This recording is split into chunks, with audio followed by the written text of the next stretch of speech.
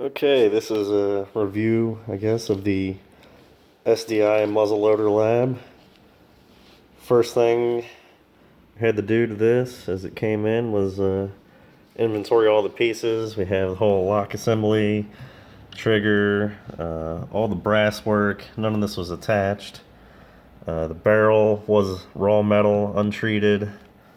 The sight posts had to be driven in. So we're going to go through step by step and talk about each of the things that had to be done to this. First off was inletting this here lock assembly, which you can see I didn't do a great job of. I kind of wish they had gone and had you start inletting these rear pieces first. They're a little more forgiving on what you can and can't take away from it. But the instructions tell you to start here.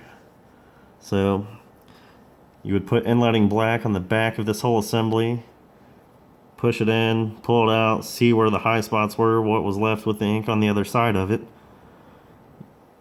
As you can see, you had to go in with your chisels and files and kind of take material out as you would go along, trying it back and forth until you could get it to stay.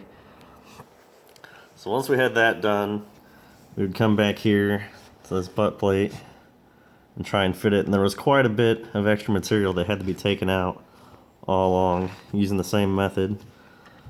And then this back brass piece here had to be filed to mate with the other one. And so this was a bit more forgiving back here to get everything to line up nice and smooth. So the barrel was probably the hardest part for me. I tried looking up some browning recipes online. I originally had the thought that I would try and do this the old school traditional way, with a mixture of urine and iodine and peroxide, and the results weren't great with that. We ended up having I had to strip it all back down on a wire wheel, get it back to down the bare metal. The coating just wasn't very even. So I went out and bought Birchwood Casey plum brown. You had to heat that up with the torch, heat the barrel up rather, get it nice and hot, and then you could swab it on in long even strokes, and we got a pretty nice even coating. I'm probably gonna do another coat or two on this actually. Still not quite pleased with my results, but for a first time go around it wasn't bad. So once I got that, I had to mark positions in the stock with the barrel fully seated for these holes to be drilled, and you would drill all the way through the stock and through the metal barrel tenon that had to be driven into the barrel as well. And there's two of those, front and rear, that hold the barrel in place.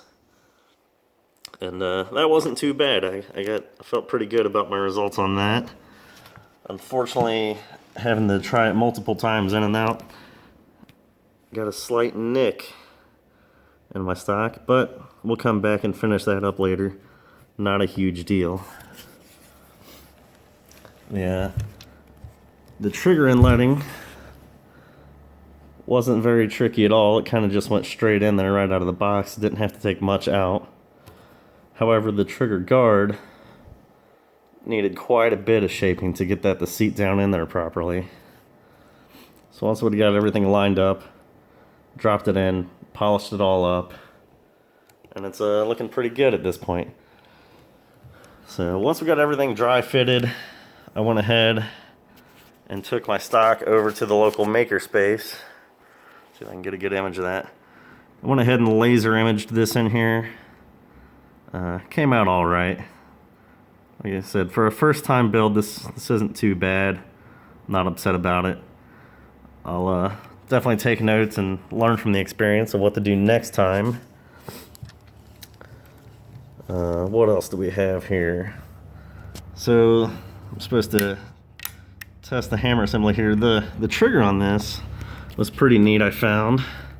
The two stages here, the rear one used to set the first trigger, the primary trigger that's going to release the actual hammer, and this is really light. I'm probably going to tighten this up quite a bit, even though the instruction manual says that this is supposed to be light for bench rest shooting and that sort of thing.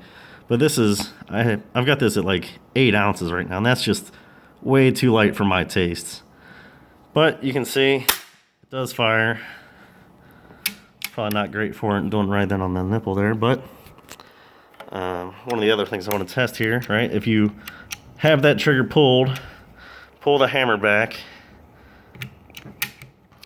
to the half cock position, you can see that doesn't fire, and that's designed to do that. Even if you do that, nothing. You have to go all the way full cock before it'll release down onto the nipple. So that functions as it should. The very last thing I did was drive the blade sight in the front there and the rear sight in. These had to be ground down quite a bit, in my case anyway, to get them to fit in there. They're still really tight even after grinding off quite a bit of the bottom of there. I probably could have taken some material, out of the front of this to try and shim this back against there a little bit better. Got a slight gap. But all in all, I'm pretty pleased with it. I would definitely do this again and maybe get a better result next time. But this is still overwhelmingly good in my opinion for a first time lesson. Really enjoyed it all. Hope I've covered everything here. And that'll be the end of it.